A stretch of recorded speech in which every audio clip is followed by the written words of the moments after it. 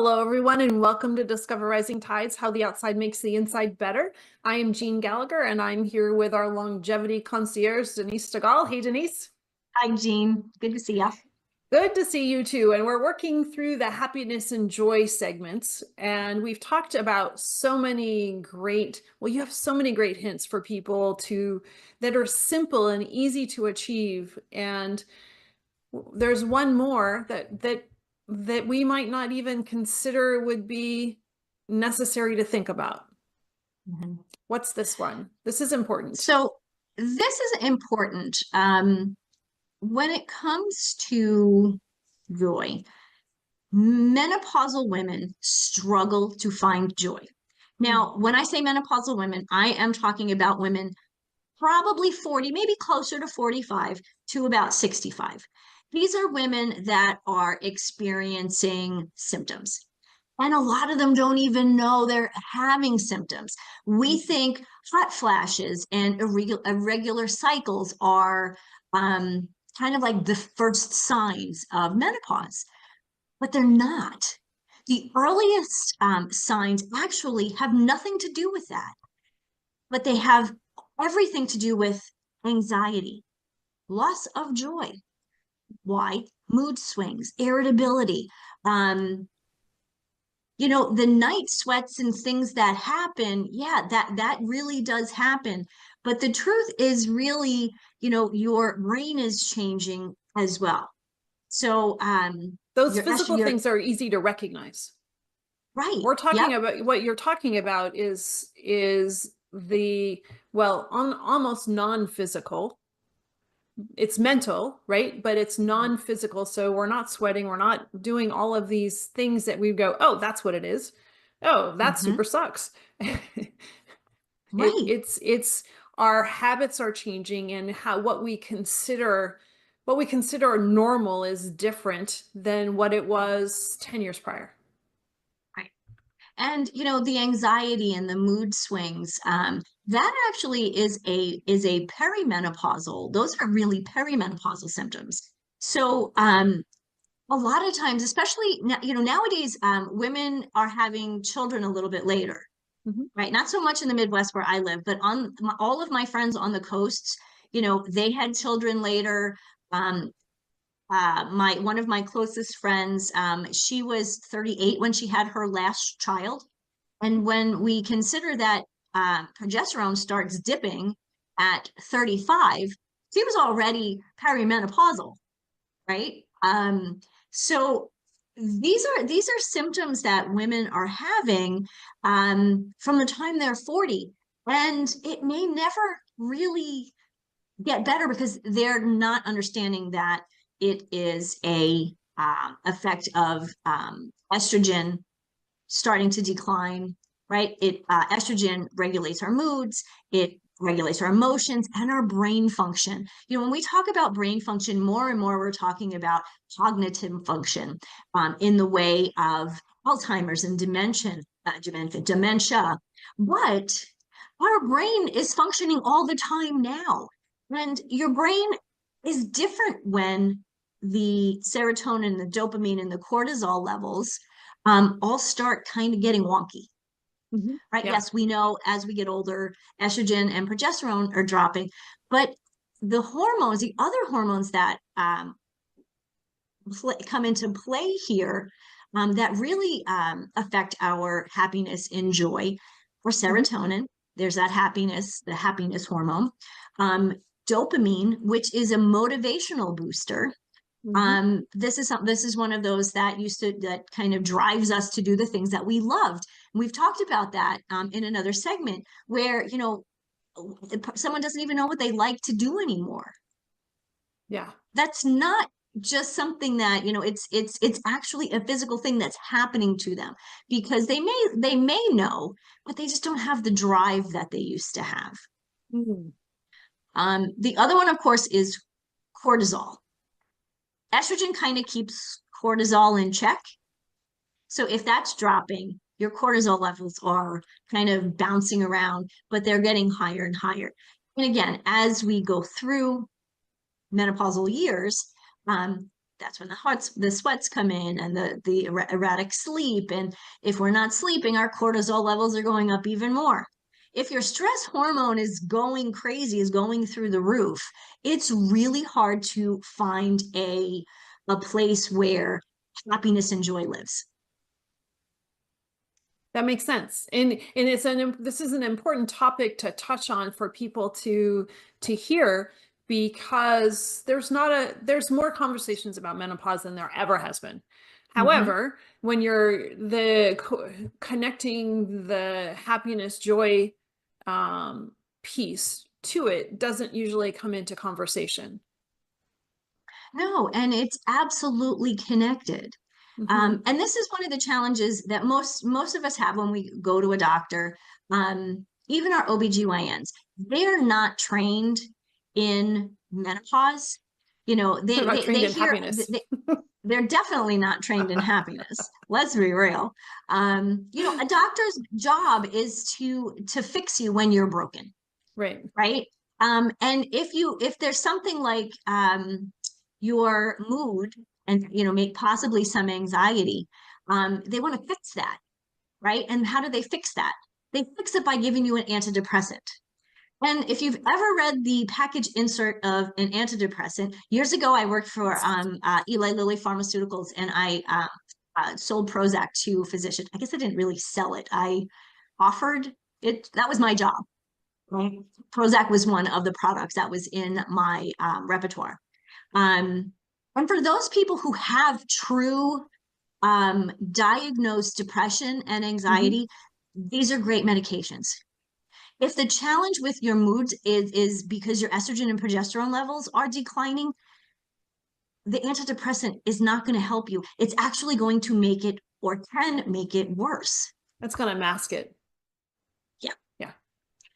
So any of that unexplained and anxiety, I've never experienced this, the anxiety piece. Like, that's not something. My sister, on the other hand, every now and then she'll say, you know, like she kind of felt like she was having a panic attack. And I was like, why? You know, this was before I understood what was really happening. And I'm like, she talks in front of people all the time. Why this day was she having a bit of a panic attack? Ah, well, you know, she was 48 years old. You know, hormones can do a little funky thing. So, you know, it's really important to, and this again is where I'm going to come up with journaling. We love journaling, don't we, Jeanne? Well, it's a necessary evil for some of us. And for some of us, it's Yes. a necessary love. I challenge with it, but I'm trying to embrace it more. This is where, Maybe that's why I keep talking about it, because I'm trying to convince myself that I should be doing it more, because I know it's good and I know it has a purpose. but you just said something. I know I should do it. If it's something you should do, it's not something you enjoy. Maybe there's a Right. better way to do it. Ah, there we go. We can find that. And if anybody's listening has a suggestion, send it this way. Yes. Anyway, back to the point of that I want to make. If you're noticing this, like all of a sudden, you know, you're starting to notice, you know, your mood swings are a little funky. You're irritable more often than not. You have your loss of motivation. You know, your joy is just gone, and you feel disconnected to the people you love and the things that you enjoy doing. This is a conversation to have with a professional. It's a Yeah. conversation to have with somebody like me as a coach, because I understand where you could be, what could be going on, and I could then direct you in a way that of just a regular doctor, just kind of going to your PC. They're not going to really know how to help you. I can help you write the answers, or write the answers, ask the questions to your doctors that are going to help you in the best way. And what's nice So, is there's not the shame of asking for help now that there used to be 10 years ago. absolutely, absolutely. And, you know, menopause is stressful, aging is stressful, you know, we for men and for women, you know, every couple of years there's something else going on, right? But I do believe that there is a way for us to better understand what's going on take control of it, reclaim our energy, reclaim our sense of self, most importantly, our sense of joy. Great. Denise, thank you as always. And Oh, you're Denise will bring you happiness and joy. If anybody needs a little shot of that, get in touch with Denise because she has great tips. And thank you so much for these segments. Thank you. It's always a Hello, everyone. This is Jeanne Gallagher, Discover Rising Tides, and I want to just take a moment to talk about my friend, Denise Stegall. I am honored to call her as a friend, and I'm so grateful that she gives us her insight during our shows each show and talks about healthy living, eating real food. You hear Denise say, eat real food a lot. Well, she means it, and she knows what she's talking about. She is an amazing healthy living coach, curator at Living Healthy List. And if you ever have any questions about what is real food, why does it matter, how does that apply to me, how do I change, what do I need to do, how do I even create a healthy living shopping list, make sure that you call her. She is your healthy living coach, and you can find her at healthylivinglist.com. Hello, everyone, and welcome to Discover Rising Tides, How the Outside Makes the Inside Better. My name is Jeanne Gallagher, and we're glad that you're here. If you're listening to us on your favorite podcast platform and you'd like to see our happy faces, jump on over to YouTube and make sure you like and subscribe, and glad to have you there. So today I'm excited to introduce to you Mary Farias. And Mary, before we get started, give us a little bit about your background and then we'll dive in. Yeah, well, my background is started when I was a highly competitive gymnast for a long time and a gym owner for a few years too. So I spent 35 or 37 years in a gym, really. And then I also became a book publisher and a writer, obviously, and a personal development consultant. And now I have a podcast on KFRED called Economy Creators. And I absolutely love helping people see how they can believe in themselves and live the life they want to live. It's really what it comes down to for me. Wow, how did you make it from gymnast to this? Well, good question. Gymnastics really was we'll call it the springboard of personal development for me because I was always finding little quotes to inspire me, and I plastered my closet doors with them, and I opened up my closet and I saw something like a success quote, and that helped me to stay motivated. I was the highest level in my gym for quite some time. And so I had to find ways intrinsically to motivate myself because it couldn't come from my teammates as much, right? And so it really pushed me into a leadership role at a young age.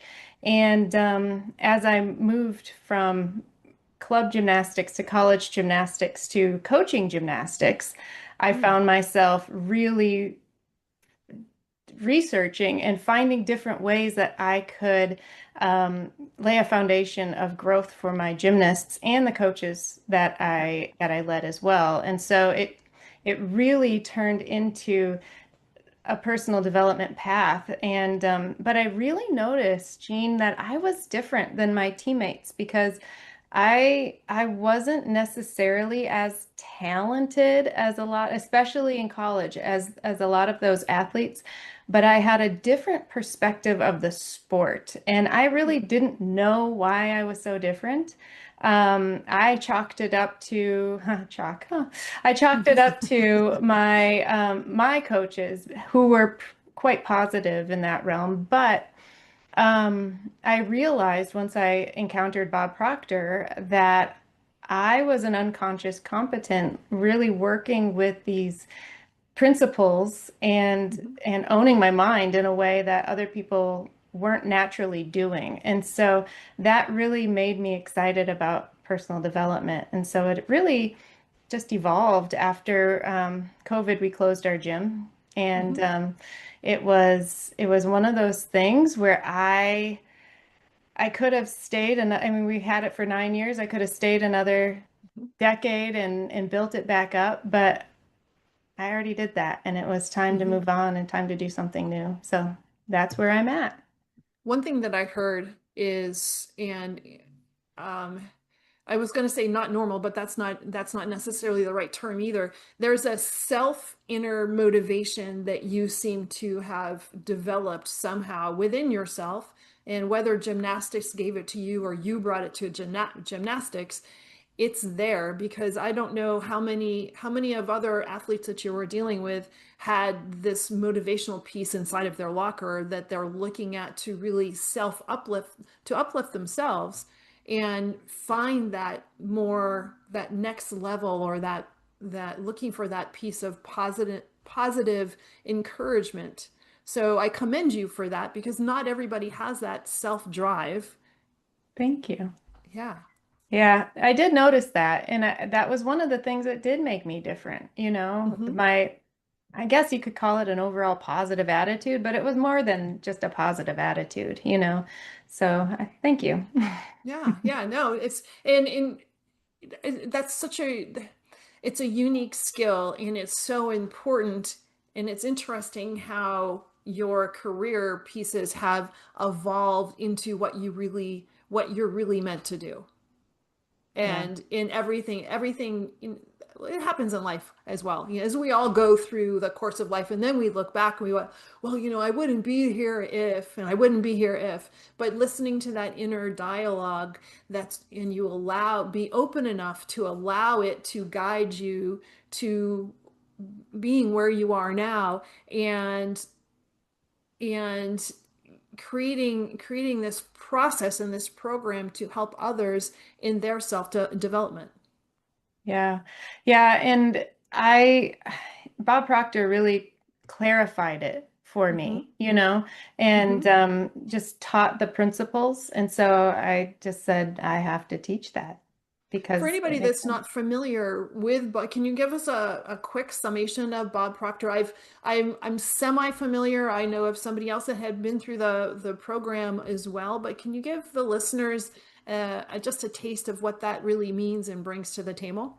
Sure. Bob Proctor is worldly renowned as one of the foremost teachers in human potential and growth. And he was a teacher inside the movie The Secret.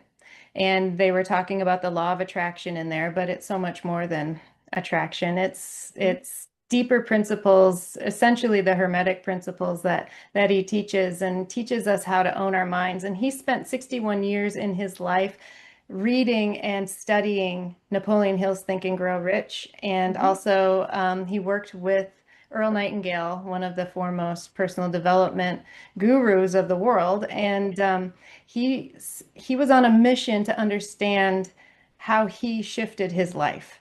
And he got to a point where he figured it out and kept learning, but he said, this needs to be taught to people. Mm. And he made it then his mission to teach people. And I became a consultant with him in 2021. Oh, very nice, very Mhm. nice. And so, what foundation did that lay for you in creating your business? Well, I had businesses before Bob Proctor and businesses after Bob Proctor. So, Hmm. so the before was I started my publishing company first in 2010, and I actually created that just so I could learn. Well, I wanted to publish my gymnastics books, and I wanted to learn how to be a publisher. And so I practiced on myself, really, is Hmm. how it worked. And then I opened the gym with my husband, and we had those businesses for almost a decade before Bob Proctor entered the world, Hmm. my world, I should say. And it was interesting because I bought into this is hard. Entrepreneurship takes, takes burning the candles at both ends, and it takes really, really balance out of your life, and you have to pay everybody else before you have to pay yourself. I mean, I bought into all of that, and I burned myself out, especially in the Mm. gym, because that was the place where I had to physically be. I could write at home, I could publish at home, and that was that. But the gym really highlighted how unbalanced my life was and how Oh. unbalanced my economy was, right? Mm-hmm. And so, yes, I created my own jobs and yes, I created these opportunities for myself, but I was tied to them and Mm. I was really frustrated. And I felt that burnout that a lot of entrepreneurs do and a lot of people who work the 9 to 5 feel, because I didn't have time for the balance in my life. I didn't have time to go outside like you love. And Mm-hmm. I needed something different. And so when Bob Proctor entered my world, I realized that I could work smarter, not harder. I could Mm-hmm. utilize the laws of the universe, the principles, the law of cause and effect, and vibration, and all of these things that exist that we don't necessarily learn about and that we can't see. So it's not easy to ascertain necessarily. And what really helped me the most was coming into control of my mind and my thoughts because I had a good handle on that when it came to gymnastics Mm-hmm. and coaching, that aspect, but I didn't have a good handle on it for a lot of other things, right? And so being able to not just apply it to my sport, but apply it to my life was Mm-hmm. huge. Yeah. And so when you're so focused on the sport or these items and then you're talking about burnout, is it partly because you're identifying yourself with the thing versus self-identifying in a more rounded picture? And because when people they're burned out in their job, maybe they're working 60, 70 hours a week, but that's all they're doing. There's no, you mentioned the word balance, and there's no balance to that piece either. And the importance of stepping back to look and analyze, how do I spend my time, or what's really important to me, and how does that play a part in how I'm feeling about my situation? Yeah, that is huge because what I learned Mm-hmm. with Bob was that self-image sets our boundaries. The way that we see ourselves dictates what we achieve. And so I saw myself as successful in gymnastics for Right. 37 years of my life. I didn't see myself as successful, period. Right. And Right. so my grades were awesome in school because of gymnastics. I needed a 4.0 to get to college. I needed to maintain my ability to compete. I needed to, so all of the things that I was achieving was under this gymnastics umbrella, which meant that Mm-hmm. that's how I saw myself. First and foremost, I was a gymnast. And once a Mm-hmm. gymnast, always a It gymnast. was, I mean, they literally say that. yeah. And this is why, is because I identified myself with that. And once I understood that I had to shift my self-image in order for Mm-hmm. my world to shift, that was the biggest lesson that I could have learned. And Jean, it wasn't easy. It took conscious Mm-hmm. effort and Mm-hmm. focus. And when my husband and I closed our gym, all the other gyms wanted to hire me in the city, and I said I had to say no, and I Mm-hmm. had to step back from that because that would have fed that old self-image again. Mm-hmm. Mm-hmm. And I literally sat at a stoplight crying, saying, I'm never going to have a job like this again, a business like this that ties me to a place. Mm-hmm. And that I had to remember I Mm-hmm. had to remember that feeling. I had to remind myself that no, no, no, no, no. Gymnastics was a piece of it. It was an important piece of it, but it's technically over. And now it's Mm. time to move forward. Yeah, I can really appreciate, but also relate to that too, as a financial advisor, we are technically in the picture of, what you would think of as financial advisor. You have an office, and you have this, and you have this, and you are tied to that. And I was probably, I don't know, 6 or 7 years into this 20 plus year career now. And I realized that I did not want to be identified, or I did not want my business, or not necessarily me, but I didn't want to be identified by the structure that seemed normal. And so how can I remain in this business that I love to help people, and I love this piece of the business, but how can I redefine what it looks like for me in order to be more flexible in my location, more flexible in how I manage and how I conduct my business.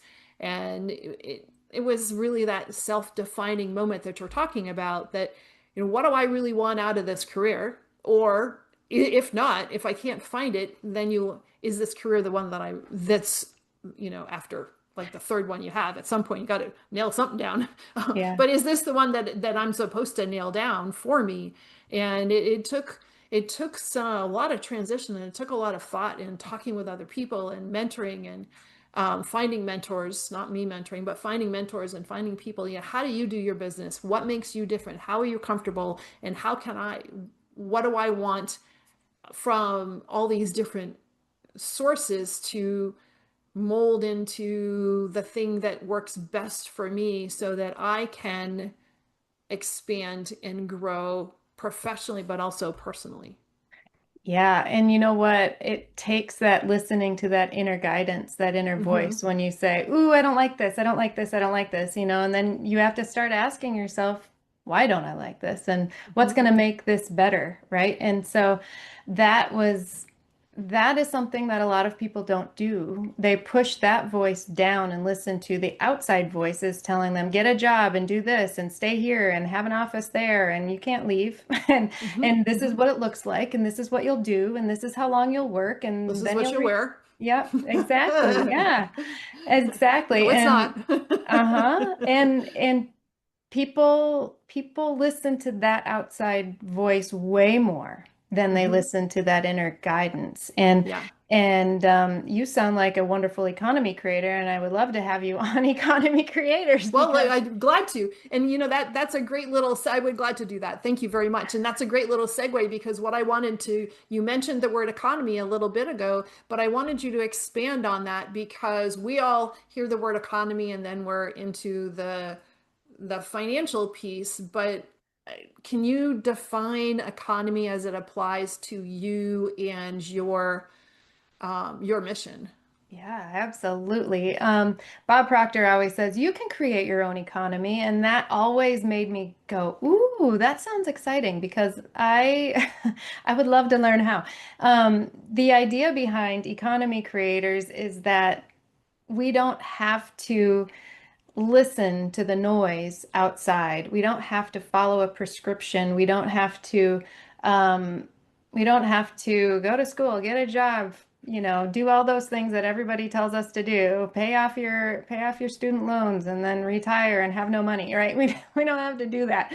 And the idea is that you do listen to that internal guidance, and an economy creator, someone who is creating a personal economy, not the outside economy, but a personal economy that does involve money, but involves also unique interests and talents and experiences, because we're all unique and we all have so many different experiences that we can bring to the table. So for me, for instance, I had gymnastics. That was a big piece.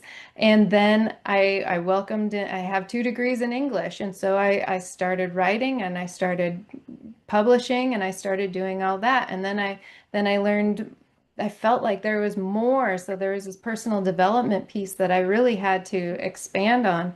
And then the more that I do all of this, the more that it's all combining together and it's built around me. And for so long, it was built around a thing. It was built around gymnastics. And now I've created this economy around myself, which has Mhm. made it expand exponentially. When it was just gymnastics, then it was the publishing company did gymnastics books and nothing else, right? Mhm. And then it was the gym, and that's all I could do because I couldn't. The only way I could travel was with a bunch of 12-year-old kids because that's the only time I had, right, to go to meets and things like that. And so there was no balance around a human. It wasn't even balanced. It was just around a sport, a thing. And I think a lot of people can identify with the thing, with the concept that their economy is revolving around either their job or this specific thing that that doesn't allow them freedom. And that schedule piece, and then you're in that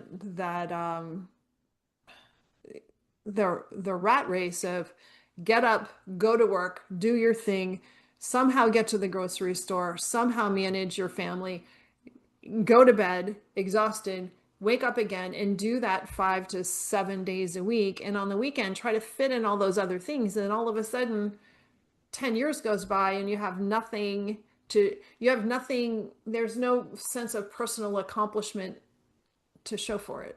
Yeah, you just paid the bills and got it done, right? Mm-hmm, mm-hmm. Yeah, and sometimes, that can lead to being financially secure, and that's great, but there's this piece of this balance and this piece of self-worth that's also important. It's easy for that piece to be set to the side because it doesn't bring a dollar figure to the household. Hmm. That was a hard part to work through at the Mm, beginning because gymnastics always brought in the money.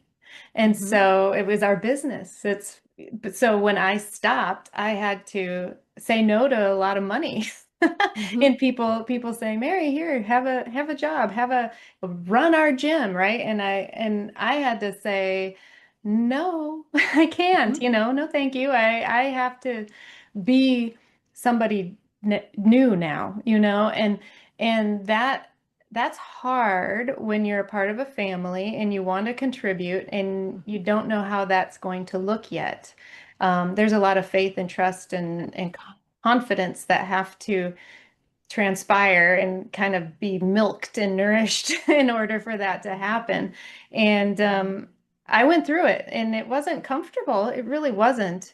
And so I think I know why a lot of people don't do it. Yeah, yeah, the uncomfortableness and that piece of uncertainty. And also, and especially if you're successful in the business that you are in, there's a component of potential failure that comes into play, whether in you can define that failure piece or the lack of success piece into many different categories, but how we internalize that ourselves creates this beast of a lack of, it takes the motivation away, and it also it's just it stops that driver of change. Yeah. It really does. And it can if you allow it to. Mm-hmm. And that's why I teach my clients to have a really clear vision of what you Mm-hmm. want to create so that you can show up like that person, because that's what I did for myself is I created, okay, well, I'm not a gymnast anymore. So what am I going to be? And what am I going to do? And how does this look? And I had to feed that new identity rather than the old one.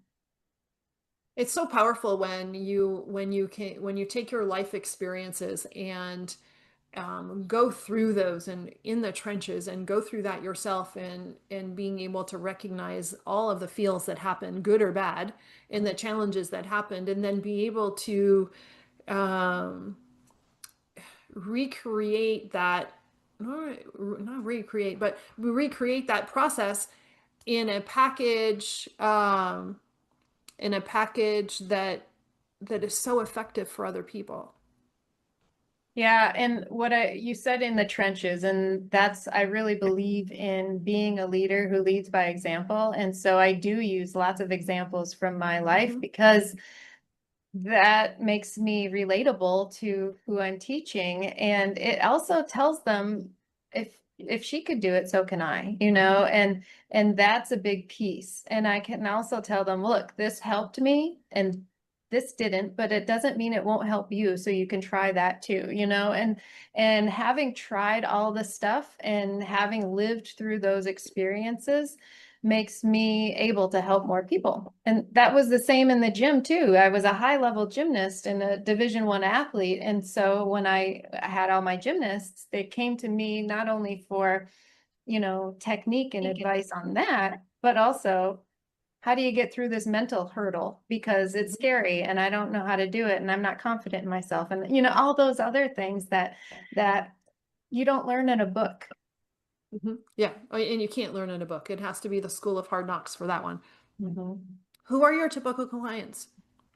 My typical clients now are entrepreneurs and authors, and authors come in a few different categories. They're people who are either looking to write a book or they already have a book and you know they launched it to nothing, crickets, because they were so wrapped up in the book part Mhm. that now it's out there and they don't know what to do. So I help people promote their books and help them create an economy around that type of concept.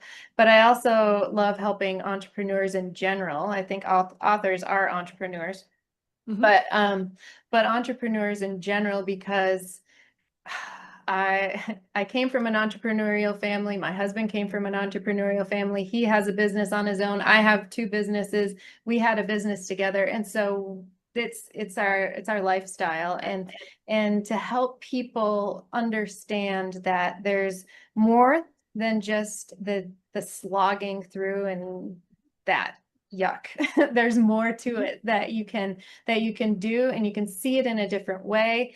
And I love helping people create what I call an authority asset around their business. So, like an ebook, for instance, that highlights their authority that they can share with people, and that just gives them a little bit more of an edge to Mhm. what they're doing.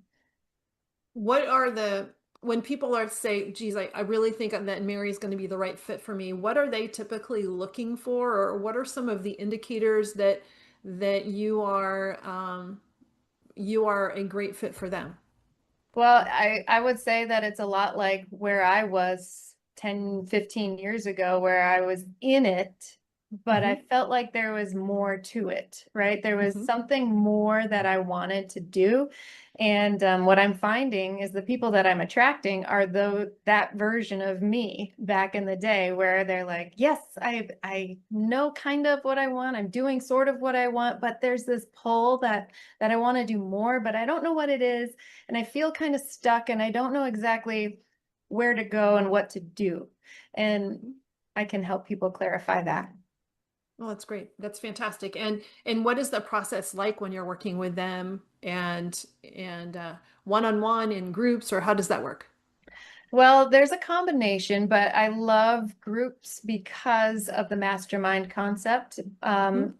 Napoleon Hill and his mentor, Andrew Carnegie, were huge on the idea of masterminding, bringing our minds together to create a third mind that really could solve the problem or move people forward and do different things. And so I love masterminding and helping people come together in order to grow because that makes us all stronger. I didn't always believe that. I had to learn that. And Hmm. it came from being in such an individual sport and for so long, I think, and being just in my own world. I went to school, but then I went to the gym for 25 hours a week. And, you know, so I had to really be reliant on myself. And so that carried into adulthood.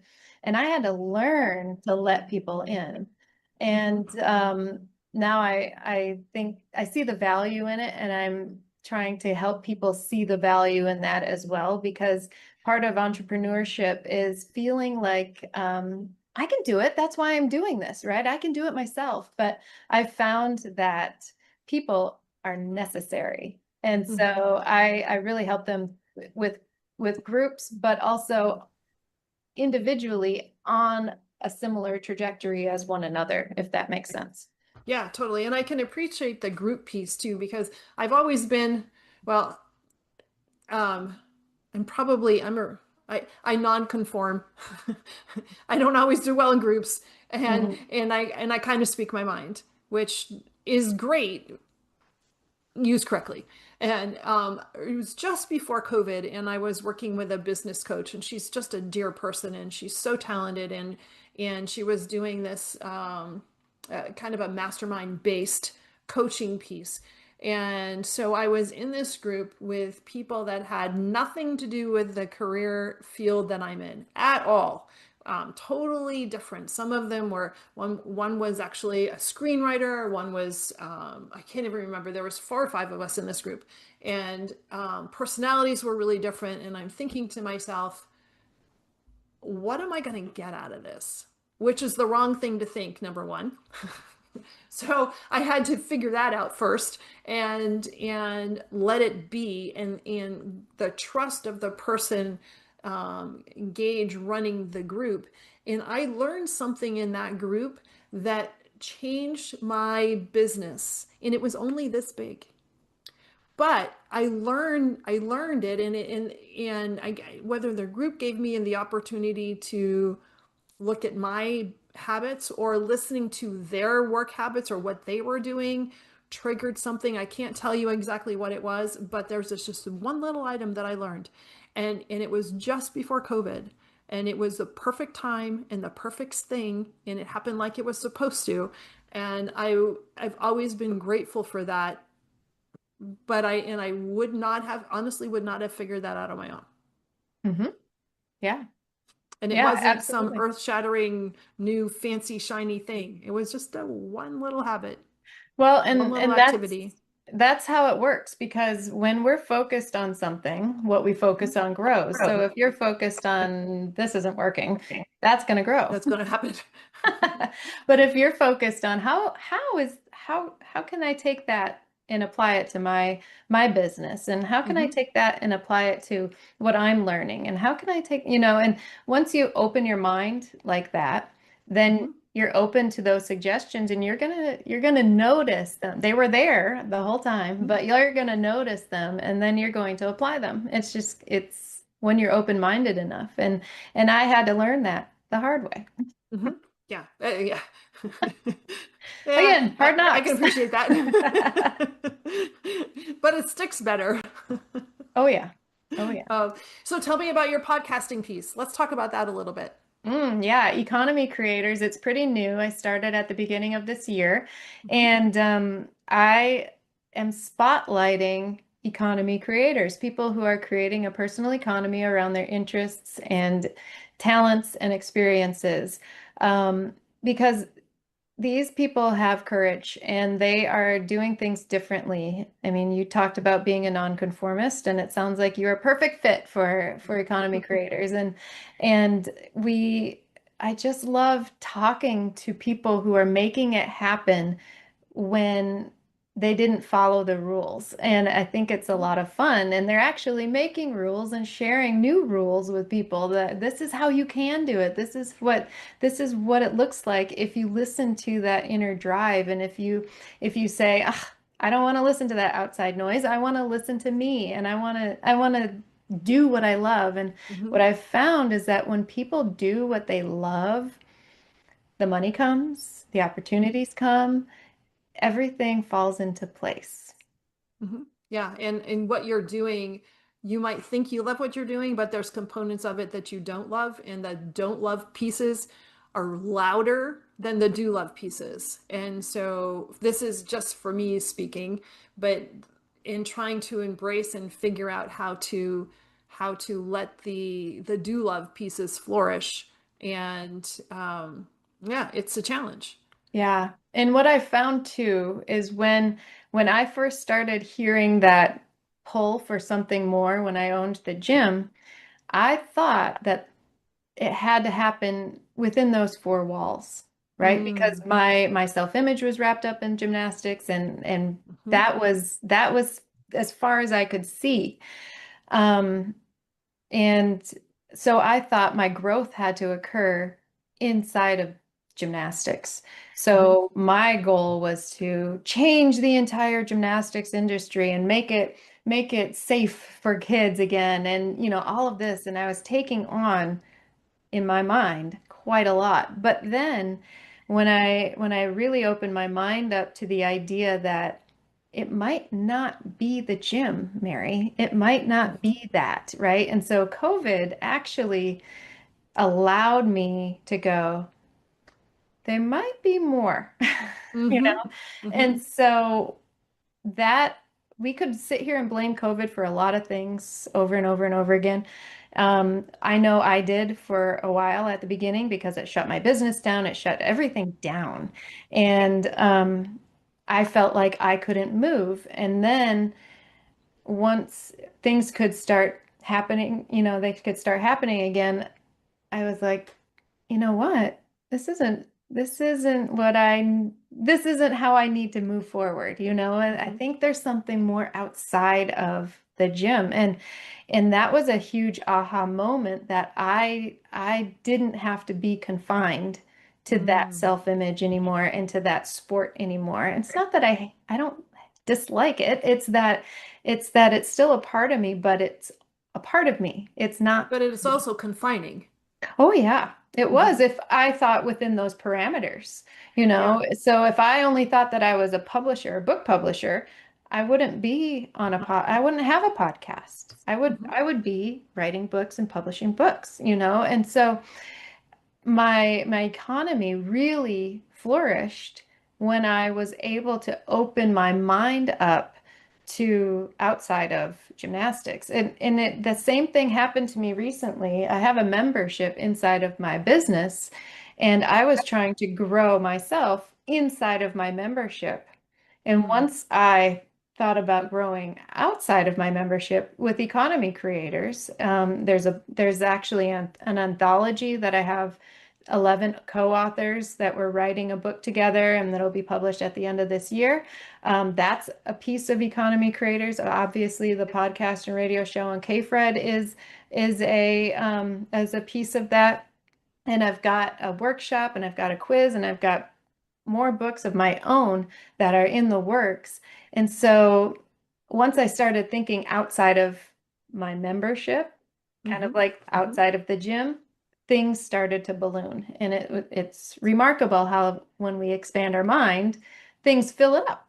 Mhm. Yeah. And change can be the uncertainty of change can be frightening and limiting, but and I think that that's the importance of the work that you're doing when you're helping other entrepreneurs or authors or whoever that happens to be, is to step through that scary part and figure out which parts are the that either will emotionally or physically provide what's really needed. Yeah. And Yeah. so you mentioned balance, and we've talked about all these things that you do. And you're giving to others and helping others. And what does Mary do to put this whole piece together? Because a lot of people talk about balance and they talk about doing all of these things and they tell other people to do it, do as I say, not as I do piece. But I know that that doesn't apply to you because you are really taking care of yourself as well. And what does that look like? Oh, that looks like heaven on earth. So I have two horses, Mm-hmm. and they're boarded at a barn down the road. And I homeschool my daughter, and so she and I go to the barn every morning, and we ride our horses, and we get that horse fix that we all Mm-hmm. love. What's wonderful about it is that that was something that I loved horses ever since I was a little kid, and we had 80 acres, and my sisters had horses. They're quite a bit older than me, and I just wanted a pony so bad. And so that was a drive for me for a long time. And when you're doing a sport for 20, 25 hours a week, you don't really have Mm-hmm. time to ride a horse. So I kind of put horses on the back burner for a while. But that calling always came back to me. And they people say, all little girls want a horse, and you just have to grow out of it. But I honestly believe that I've been given desire to be around these horses because they're a part of me that needs to be balanced, right? So Mhm. they ground me. We all Mhm. have something that grounds us, and maybe it's hiking, and maybe it's water skiing, or maybe it's swimming, or maybe it could be anything, but you have to listen to what grounds you. Could be yoga. But horses do that for me. And they are magnificent, and I feel so good when I'm with them. And when I decided to welcome them into my life for real and say I want to buy a horse, this is what happened, Jeanne. It's so amazing. I physically set aside 3 hours in my calendar every single morning, and I put horses. It was on my computer. It was in my calendar. Within a week, somebody came over to me and said, "Do you want to buy this horse?" And I was like, Oh my gosh. "Yep."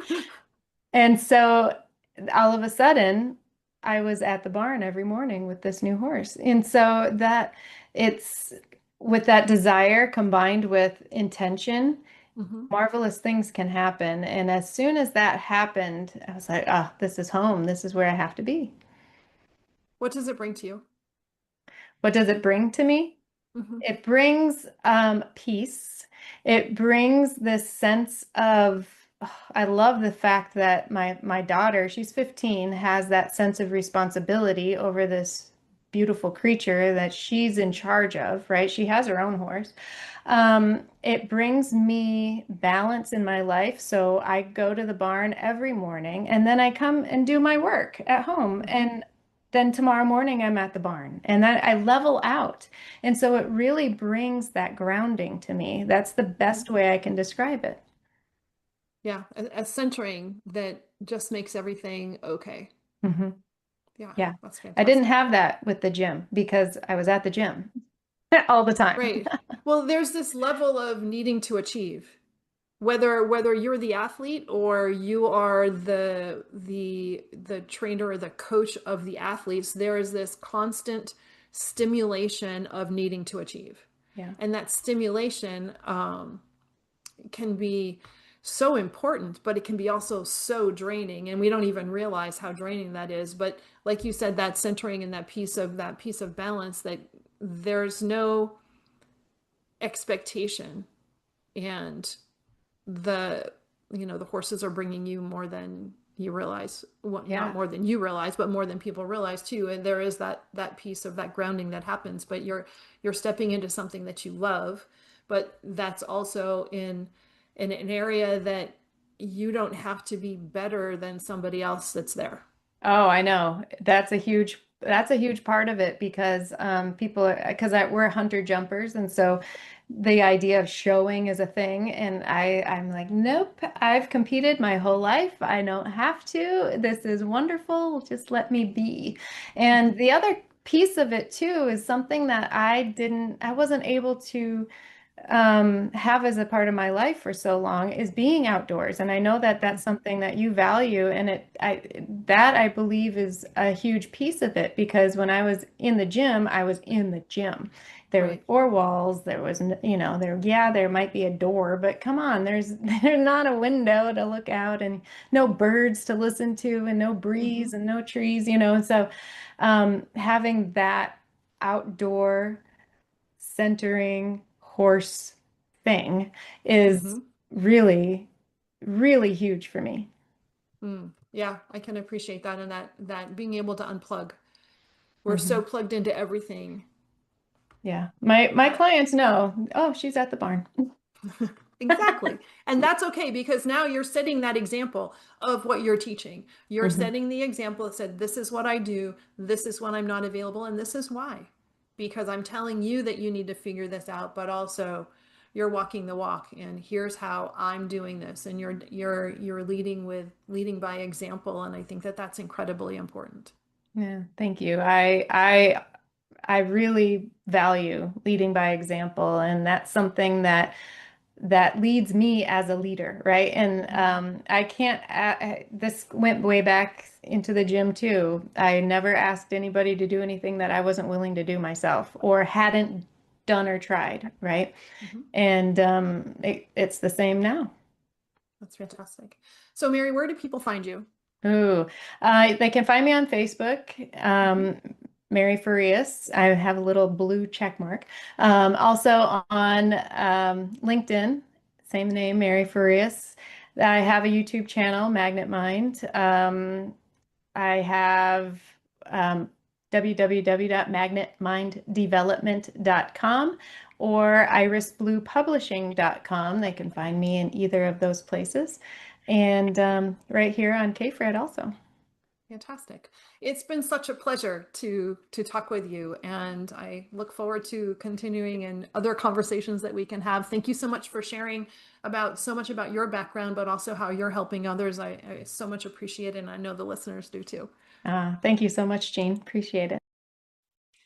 Thank you so much for listening today. Today's show was sponsored by Seaside Solutions, my financial services company.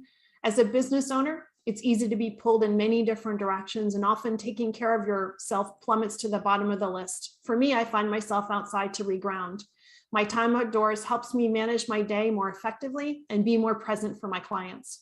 Through this, Discover Rising Tides was born.